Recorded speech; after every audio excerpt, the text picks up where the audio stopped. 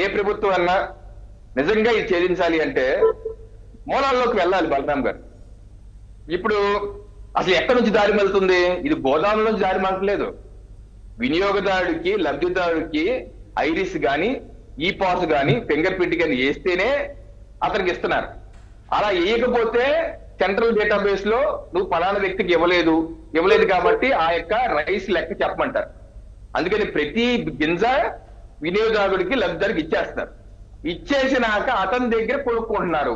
మొదటి ప్రశ్న, అసలు ఆ లబ్ధిదారుడు ఎందుకు తినకుండా అమ్మేస్తున్నాడు?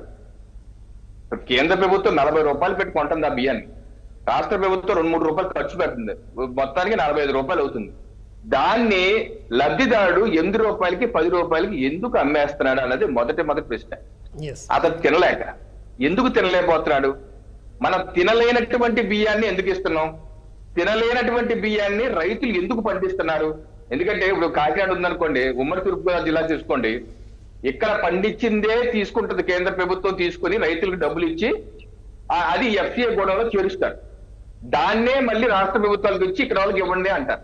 అంటే ఇక్కడ పండే ధాన్యాన్ని ఇక్కడ ప్రజలు తింటలేదు. ఎందుకు తింటలేదు? ఎందుకు తినలేనటువంటి ఎందుకు పండిస్తున్నారు అంటే, నేను దీని మీద కొంత అధ్యయనం కూడా చేశాను. గ్రామాల్లోకి వెళ్ళి గత 2-3 సంవత్సరాలు కాదు ఎందుకు జరుగుతుంది ఈ వ్యవస్థ. రైతులు ఎందుకు వాళ్ళు కూడా తిననటువంటి రైస్ ని ధాన్యాన్ని ఎందుకు పండిస్తున్నారంటే, వాళ్ళు చెప్పింది ఏంటంటే, ఈ దొడ్డ రకం, లావు రకం ధాన్యాన్ని చేయటం వల్ల అది పండించడం సులువుగా పండించేయచ్చండి, ఎక్కువ కూడా వస్తాయి, క్వాంటిటీ కూడా ఎక్కువ వస్తారు కాబట్టి ఎఫ్సిఐ నుంచి మాకు ఎక్కువ డబ్బులు వస్తాయి. సో అలా డబ్బులు ఎక్కువ వస్తాయి కాబట్టి ఇచ్చేస్తాను.